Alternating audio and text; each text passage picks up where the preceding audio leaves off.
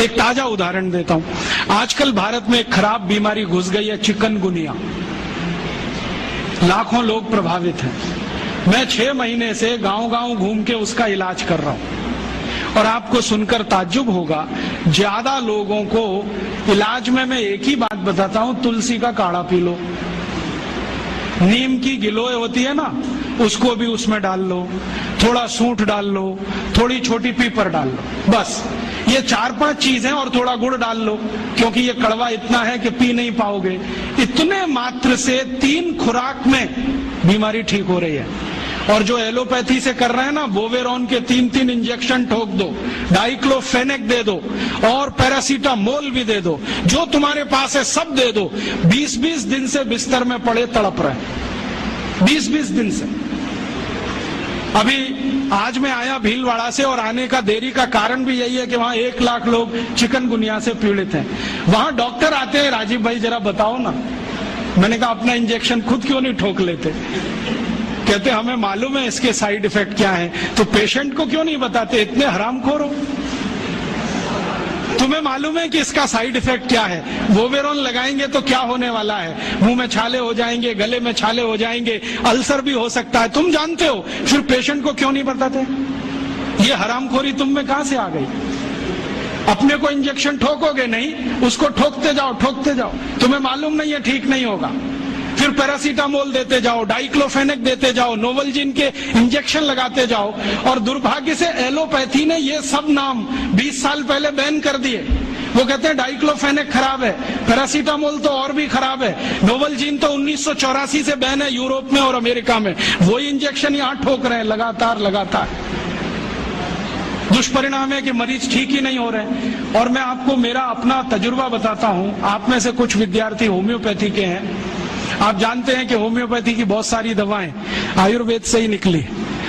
तुलसी है ना, उसी से ओसीमम है। ओसीमम की 3-3 खुराक देके कर्नाटक में 70,000 रोगियों को चलता कर दिया, और वो 20-20 दिन से एलोपैथी खा रहे थे, रिजल्ट नहीं आ रहा है।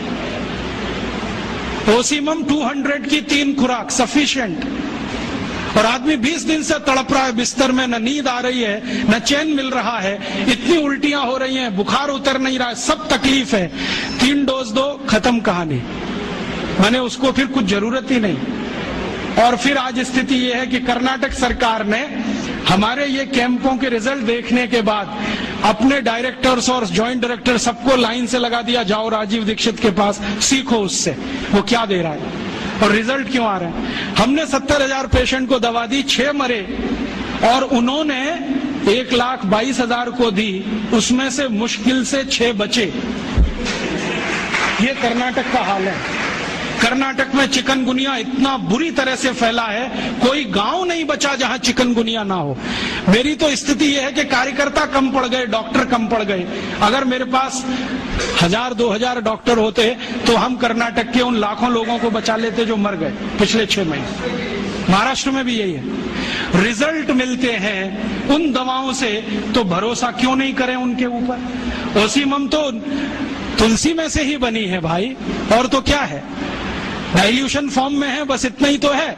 और तुलसी का काढ़ा समझ लो मदर टिंचर फॉर्म है उसका, तो काढ़ा दे दो तो समझ लो मदर टिंचर दे दिया, और पोटेंसी में दिया तो डाइल्यूट करके दिया। और आप जानते हैं कि ये आयुर्वेद का ही सिद्धांत है कि औषधि की मात्रा जितनी कम रखो, असर उतना ही अधिक है। होम्योपैथी तो इसी पे काम करती है। तो अपने विज्ञान में दम तो है, अपनी विद्या में दम तो है, बस इसका प्रचार करने की बात है। प्रचार कौन करेगा?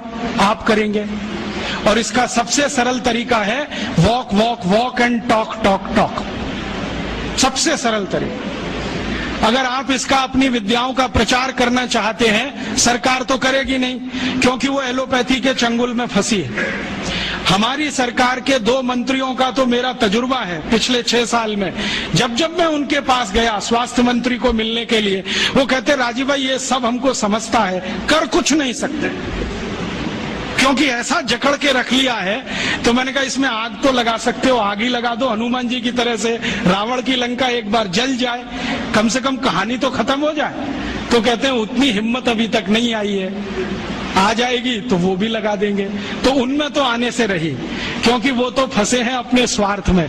आप इसको तैयारी करो, एक ना एक दिन ये विदेश से आई हुई चिकित्सा पद्धति के तंत्र को ऐसे ही उखाड़ के फेंकना है जैसे ईस्ट इंडिया कंपनी को उखाड़ के फेंका था हमने।